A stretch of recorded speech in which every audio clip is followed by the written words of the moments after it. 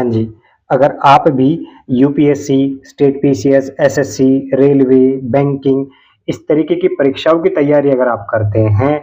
तो मुझे लगता है कि भारत का संविधान या भारत की राज्य व्यवस्था से आपका परिचय ज़रूर होगा। अगर आप सीरियस स्टूडेंट हैं, तो भारत की राज्य व्यवस्था को आप ज़रूर समझते होंगे। तो सवाल ये है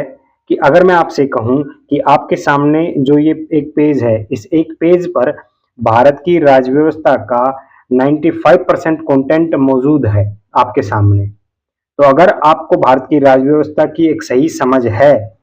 तो आपको इन सभी कंटेंट को फिल करना है। मतलब कोई भी चीज़ किसी भी जगह अगर है, तो उस चीज़ का वहाँ होना ही अपने आप में खास है। जैसे ये आप हैं, तो आपसे संबंधित भारत की राज्य व्यवस्था में क्या है, आपसे संबंधित भारत के संविधान में क्या है, वो सब कुछ यहाँ पर फिल होगा। क्या का मतलब मैं आपको समझाता हूँ। जैसे आपसे संबंधित है आपके मौलिक अधिकार, तो आप कहाँ पर मौलिक अधिकार को फिल करेंगे, कहाँ पर आप नागरिकता को फिल करेंगे, कहाँ पर आप मौलिक कर्तव्य को फिल करेंगे, कहाँ पर आप मताधिकार को फिल करेंगे, इनमें से कहाँ पर आप संसद को फिल करेंगे, इनमें से कौन सा कंटेंट है जहां पर आप न्यायपालिका आपके हिसाब से सही फिट बैठेगी, कहाँ पर आप उच्चतम न्यायालय, कहाँ पर आप उच्च न्यायालय को फिट करेंगे, कहाँ पर आप महान्यायवादी, ये महान्यायवादी है, अगर महान्यायवादी यानी अटॉर्नी जनरल यहाँ पर है, तो यहीं पर अटॉर्नी जनरल को क्यों लिखा गया, कहाँ पर इनमें से किस कंटेंट में आप नीतिक निर्देशक तत्व जो है उनको फिल कर पाएंगे,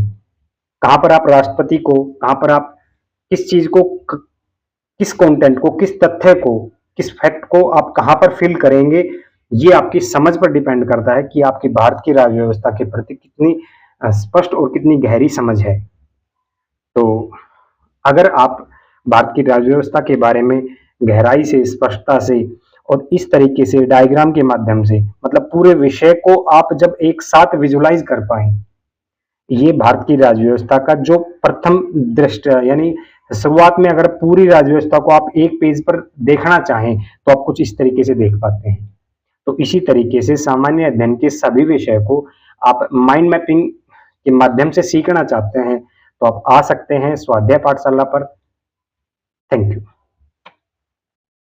हाँ जी, अगर आप भी UPSC, state PCS, SSC, railway, banking इस तरीके की परीक्षाओं की तैयारी अगर आप करते हैं, तो मुझे लगता है कि भारत का संविधान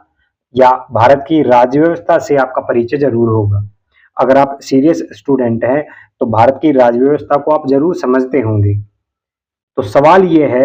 कि अगर मैं आपसे कहूँ कि आपके सामने जो ये एक पेज है, इस एक पेज पर भारत की राज्य व्यवस्था